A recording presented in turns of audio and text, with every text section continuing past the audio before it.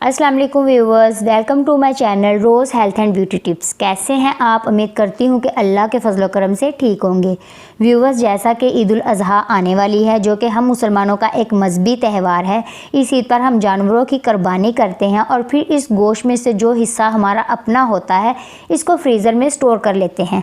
सबसे पहले मेरी आपसे रिक्वेस्ट है कि गोश्त को स्टोर करने की बजाय गरीबों में तकसीम कर दिया करें। गोश्त को 6-6 माह तक फ्रीज़र में स्टोर ना किया करें। लेकिन कुछ लोगों को अल्लाह ताला ने इतना दिया होता है कि वो बहुत ज़्यादा जानवर कुर्बान करते हैं और अपने हिस्से में से कुछ हिस्से को वो स्टोर करना चाहते हैं।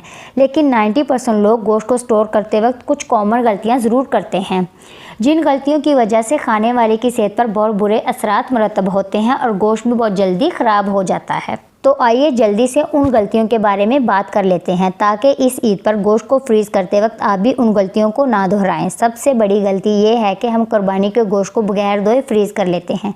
जब हम गोश्त को धोए बगैर फ्रीज़ कर लेते हैं तो गोश्त में खून मौजूद होता है और खून में बहुत से नुकसानदा बैक्टीरिया होते हैं, जो कि गोश्त के साथ ही फ्रीज़र में फ्रीज़ हो जाते हैं। ऐसा गोश्त खाने से आपको हेल्थ बेनिफिट्स मिलने की बजाय उल्टा नुकसान होगा और दूसरा, आपका गोश्त बहुत जल्दी ख़राब हो सकता है या फिर गोश्त में से स्मेल आना शुरू हो जाएगी। दूसरी बड़ी गलती ये है कि अक्सर लोग गोश्त को फ्रीज़ करते वक्त सारे गोश्त को एक ही प्लास्टिक बैग में डालकर इकट्ठा फ्रीज़ कर देते हैं और फिर जब उन्होंने गोश्त का कुछ हिस्सा इस्तेमाल करना होता है तो सारे गोश्त को मेल्ट कर देते हैं और ज़रूरत के मुताबिक गोश्त निकालने के बाद दूसरे गोश्त को फिर फ्रीज़ कर देते हैं, जो कि एक इंतहाई ख़तरनाक अमल है। ऐसा करने से गोश्त में ख़तरनाक बैक्टीरिया और वायरस जन्म लेते हैं, जो कि इंसानी सेहत के लिए बहुत ही नुकसानदा है। इसलिए एक प्लास्टिक की थैली में सिर्फ उतना गोश्त स्टोर करें जो आपने एक बार में इस्तेमाल कर लेना है।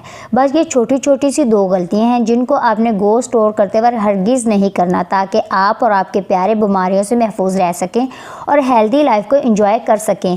मैं उम्मीद करती हूँ कि आज की वीडियो आपको अच्छी लगी होगी। अगर हाँ तो फिर वीडियो को लाइक और शेयर ज़रूर कीजिएगा और मेरे channel rose health and beauty tips को सब्सक्राइब करना मत भूलिएगा।